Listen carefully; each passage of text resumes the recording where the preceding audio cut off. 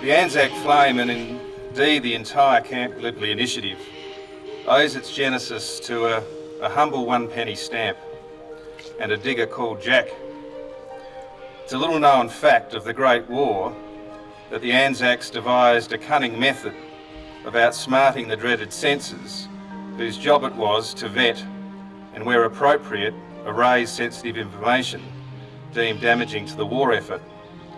Private letters written by our diggers from the trenches were the only means of communication to home, and one can only imagine how vitally important these letters were to mums, wives and families back home in Australia and New Zealand.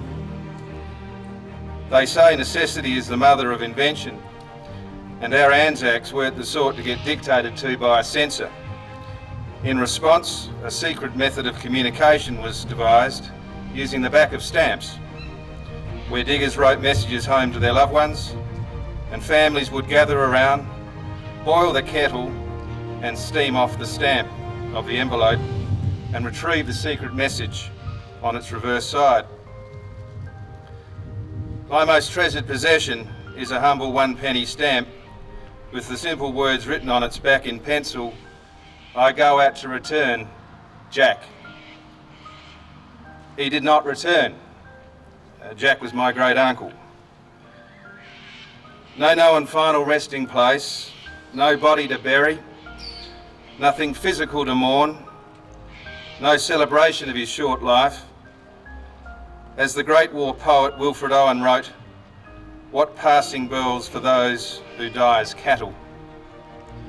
It's been nearly 4 decades since I was given custodianship by my grandmother over this stamp, and for 40 years the words of Jack, I go out to return, have literally haunted me. Knowing he was going over the top and facing the enemy's dreaded machine guns, was Jack defying fate by demanding his return, or was his message more spiritual and based on a preface of acceptance that his earthly life was over? The Camp Gallipoli RSL Anzac flame has great symbolism. It represents the spiritual return home of the original 11,000 Anzacs who paid the ultimate sacrifice. Further, it also embodies the spirit of the tens of thousands of brave Aussies and Kiwis who paid the ultimate sacrifice on foreign soil over the past 100 years. The bells did not toll for Jack, nor thousands of his mates. Lives cut tragically short in faraway land for king and country, lest we forget. But what else? It makes little sense that God would simply take our fittest, bravest and youngest, an entire generation wiped out. Surely there is something more to this tragic part of history. I go out to return, Jack. I go out to return. Are the 11,000 voices of the original Anzacs who still lie at Anzac Cove telling us something?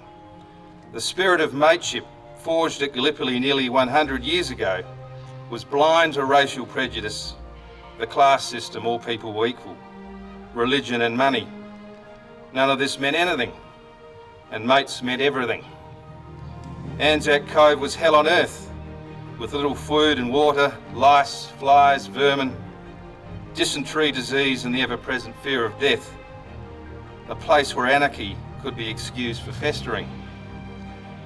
The birth of the Anzac spirit, the celebration of mateship, is a triumph of the human spirit. The spirit forged in the face of great adversity, and it's in our DNA. It's the legacy of the Anzacs and the one thing that separates Aussies and Kiwis from everyone else: mateship. We live in a digital age where the world is focused on the now. And thanks to the iPhone and the iPad, the selfie, the A-list, our children are quickly losing the art of face-to-face communication, group interaction, and dare I say, they appear to be very focused on the I.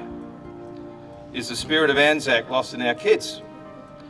In a recent National Civics Citizenship test, just 46% of students understood the symbolism of Anzac Day.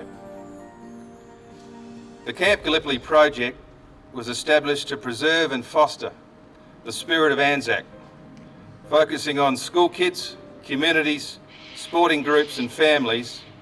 We are attempting to educate all of Australia and New Zealand about the essence of the Anzac's legacy through a series of significant events on the night of the 24th and morning of the 25th of April 2015.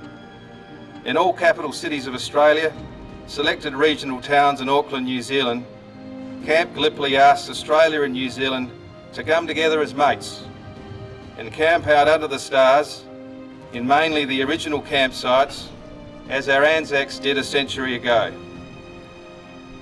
On the eve of the Anzac centenary, we ask the people of Australia and New Zealand to camp in a swag or a bedroll in your capital city at Camp Gallipoli.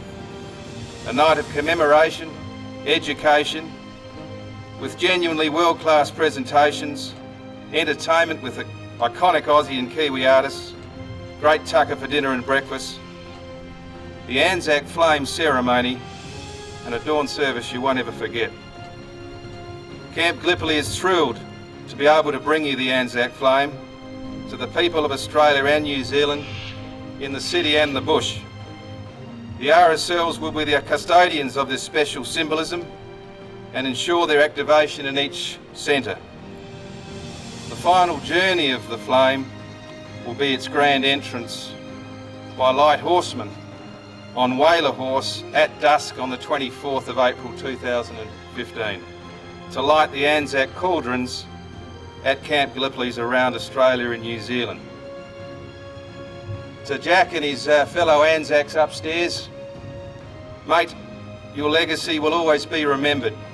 We promise, lest we forget.